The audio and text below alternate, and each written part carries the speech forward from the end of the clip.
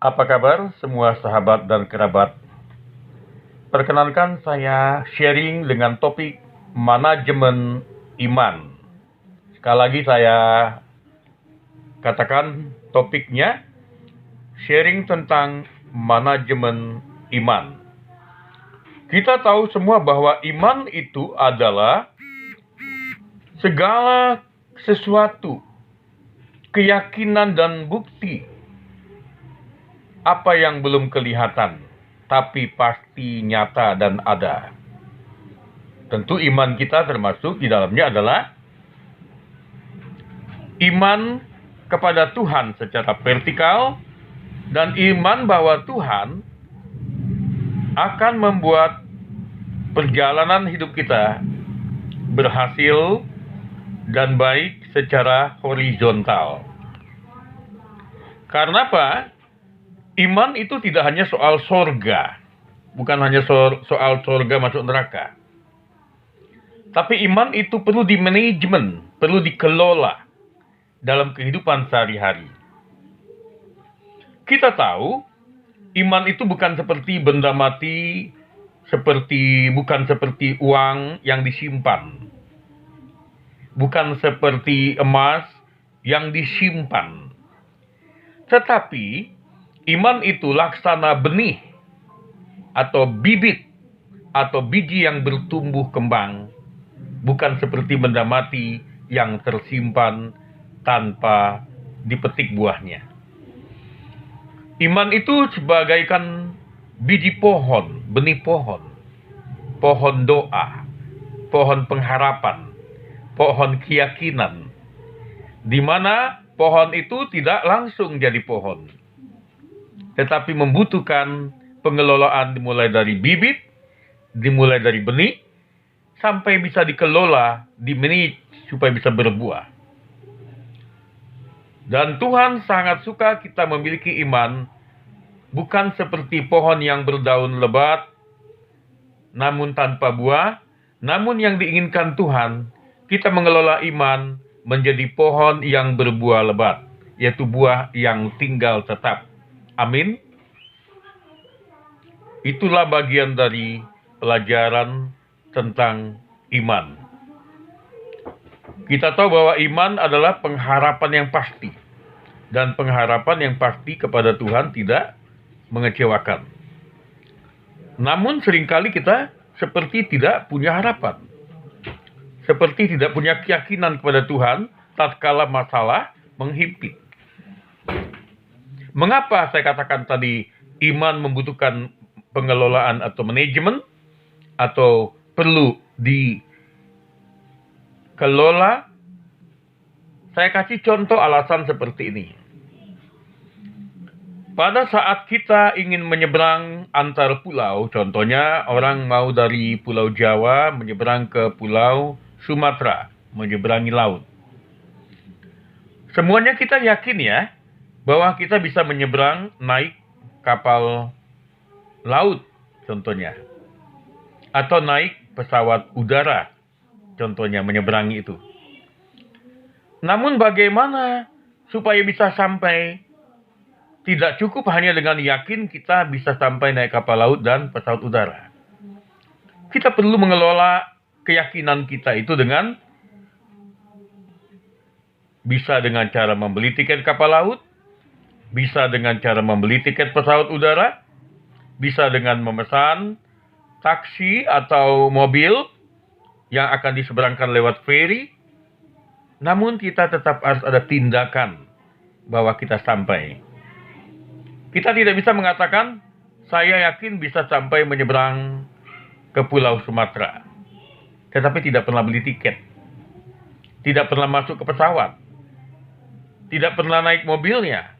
Ya, tetap perlu pengelolaan. Jadi iman itu perlu pengelolaan berupa tindakan.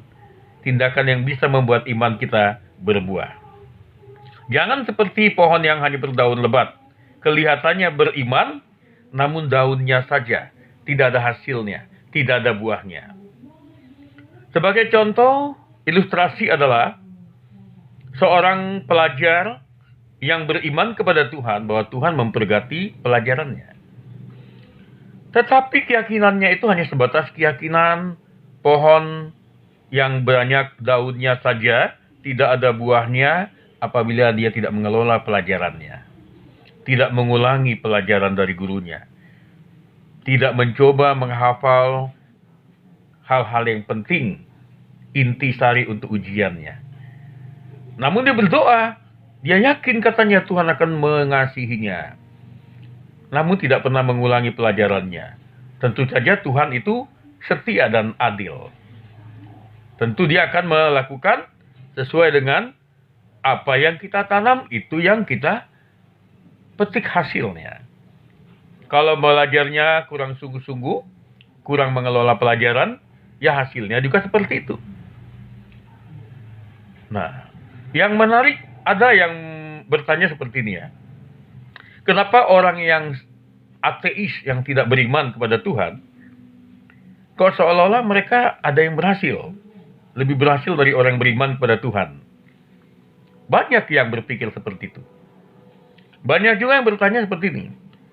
Kenapa seolah-olah koruptor, yang notabene orang yang melanggar imannya kepada Tuhan, pelaku kejahatan yang notabene melanggar imannya kepada Tuhan, masih banyak berkeliaran di dalam kesuksesan hidup duniawi? Tentu kita tidak ingin seperti mereka. Karena mereka-mereka yang seperti ini, yang tidak beriman dengan sungguh-sungguh, seolah-olah sukses, namun sebenarnya hidupnya hancur. Tuhan mengatakan, apa gunanya seorang manusia memiliki seluruh harta atau kenikmatan di dunia ini, tanda petik sukses duniawi saja, tetapi kalau dia tidak menikmati kehidupan di dalam Tuhan. Di luar Tuhan, hidup ini kering. Bukan hanya kering dalam arti orang bilang kalau ada sakit, penyakit. Bisa loh orang yang kelihatannya sehat, tidak ada masalah, tidak ada sakit penyakitnya kelihatannya. Di dalam kejahatannya dia menganggap dia pintar. Di dalam kejahatannya dia menganggap dia berhasil. Lebih sukses dari orang jujur. Namun hatinya tidak pernah tenang. Itu bukan seperti itu yang kita inginkan. Amin. Kita menginginkan kehidupan yang baik. Berhasil dan sukses itu jangan diukur dari materi. Karena ukuran kesuksesan dari setiap orang, Tuhan sudah tentukan berbeda. Ada orang kesuksesannya adalah ketenangan batinnya melebihi dari orang kaya. Ada orang kesuksesannya adalah kebahagiaannya memberi uang ketika menyumbang panti asuhan, ketika dia bersedekah, ketika dia beramal. Berlipat ganda kebahagiaannya dan kesuksesannya dibanding daripada orang yang kelit, yang menyimpan harta, egois untuk diri sendiri saja, yang tidak mau memberi bantuan pada orang yang membutuhkan. Ada orang yang kelihatannya pangkatnya rendah. Kita katakannya di dalam militer dia memiliki hanya pangkat barada. Namun dia lebih berbahagia dari jenderal. Banyak itu. Karena kesusahan dan kebahagiaan seseorang itu Tuhan sudah tentukan berbeda-beda sisinya. Jadi bukan dibilang kalau hanya orang sudah kaya, berpangkat jenderal, semuanya sukses. Tidak.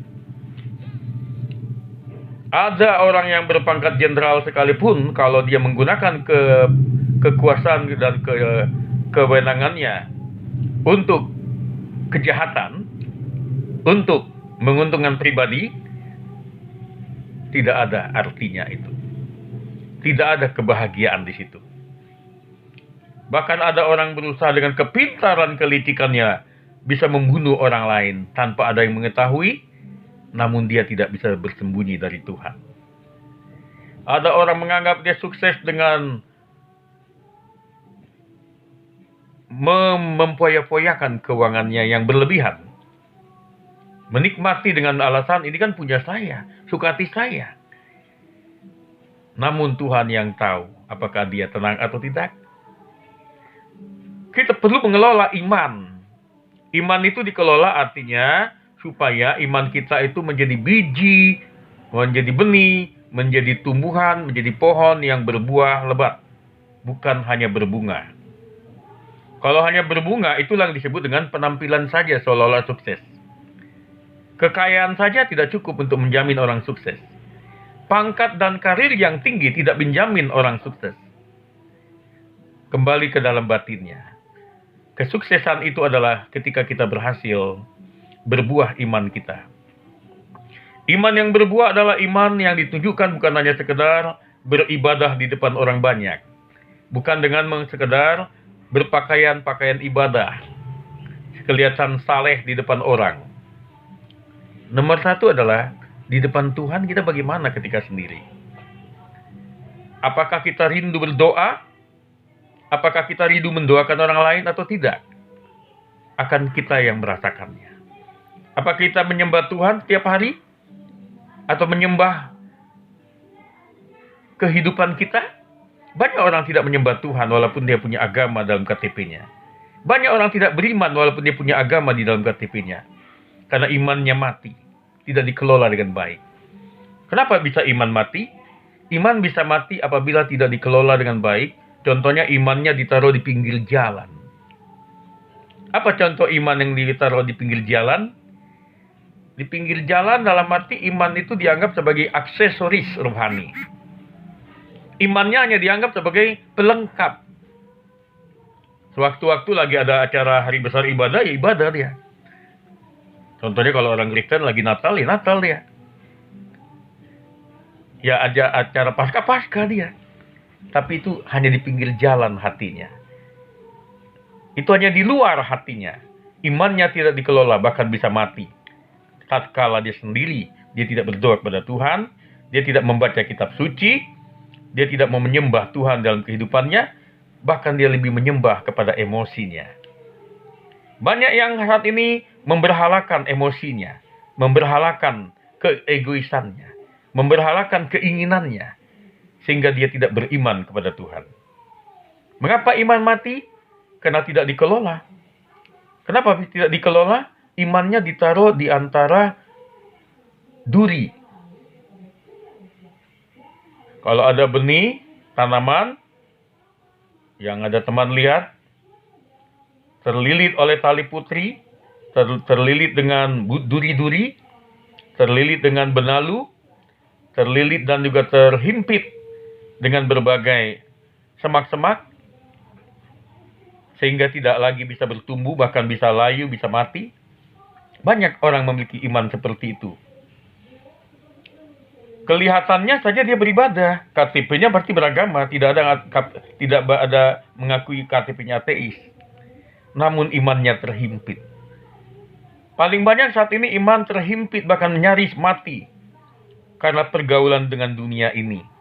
Bergaul dengan narkoba, bergaul dengan pornografi, bergaul dengan yang disebut dengan segala bentuk kompromi dengan dosa dan duniawi, kompromi dengan penyembahan berhala, sihir, dan sebagainya. Ada yang imannya mati juga terhimpit karena kebiasaan hidupnya yang tidak mau berubah, tidak mau bertobat. Imannya mati. Marilah kita mengelola iman kita untuk bukan mati, bukan terhimpit, bukan iman yang layu, tapi iman yang kita berikan tempat yang subur.